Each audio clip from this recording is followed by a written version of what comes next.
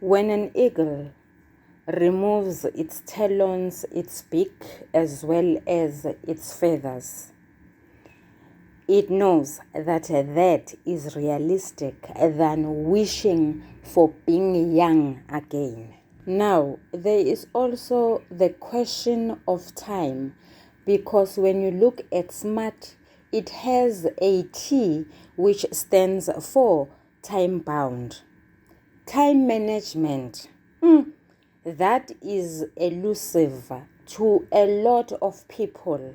In most cases, people forget that you do not touch the same water twice. I've seen people losing their positive self-esteem because of being late every day and because of apologizing to the seniors, because that removes your confidence.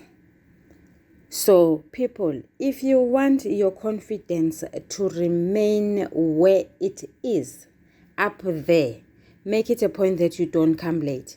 Because once you come late, you apologize. Once you start apologizing every day for the same thing, that will erode your self-esteem. Sanibonani balingani mabhungu na machichi. Igama lami ngu-Spooky N isiZulu. Namhlanje senza umbhalo obuciko obizwa ngokuthiwa Bengithi Lizokuna, obhalwe nguna kanjani Sibiya.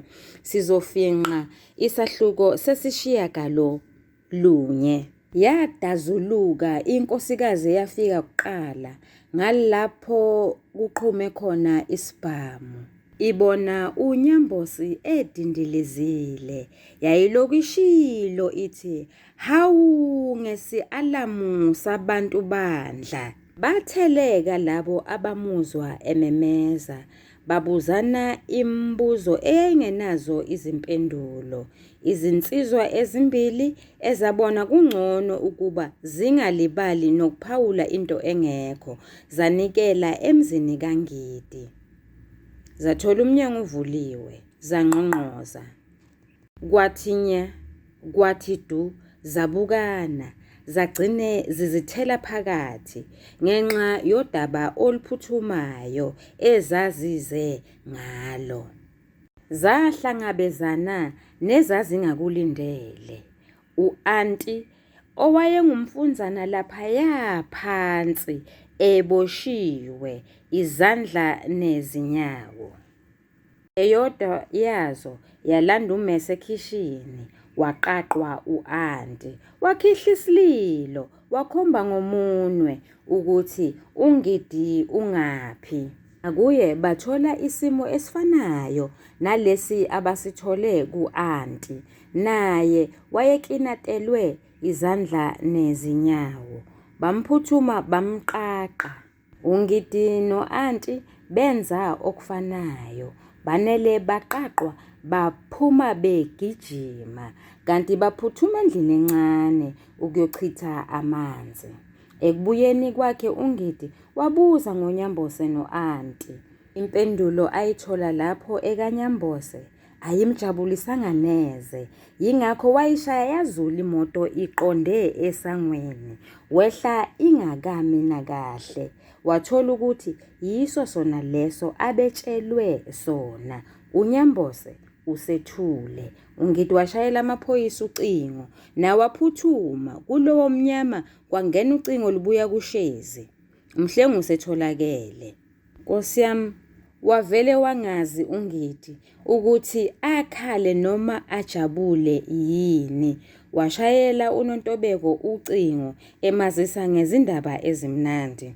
Wabuyela emaphoyiseni ukuyoqhubeka nokubhalisa istatimende. uNdumiso usegqoke esinye isigqoko ke manje. Usegqoke isigqoko sokuba ngumbulali. Ladies and gentlemen, I'm not sure if this is an allusion or not, but in English we usually say, this character is wearing another cap. So I guess that is what I'm trying to say. Nonetheless, asiqhubekeni-ke. Okuchaza ukuthi uNdumiso akaseyena kuphela umlingiswa othanda ukuthuka inhlamba, kodwa ke manje usengumlingiswa futhi osengumbulali ngemuva kwesenzo sakhe sokudubula uNyambose. Wayishiya ibambene kwaSibu.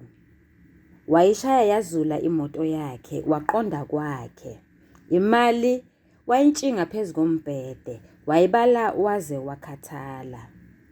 Ngenkathi esathi ufuna ukushayela uMahlengi ucingo, wabona incwadi emalayo. Oh Nkosi yami, wamemeza wathi, "How can you do this to me, Mahlengi?" Uyafuna ukumbuzisisa uMahlengi ukuthi yini yona lena amenza yona. Athi uchofoza iselula yakhe kanti kungena izindaba emsakazweni. Izindaba ezisematheni kulezo zindaba ezazifundwa lapho, eyokubulalwa komuntu thizeni nokulahleka kwezizumbulu zemali, nokuthi lowo ogile leyo mikhuba sengathi uzotholakala. Nangempela aphela amaphupho ngokufika kwezikadalawane. Wakhala ngoMahlengi uNdumiso wathi, "Wo, wangenza Mahlengi." Izinyembezi zathi wohlo wohlo.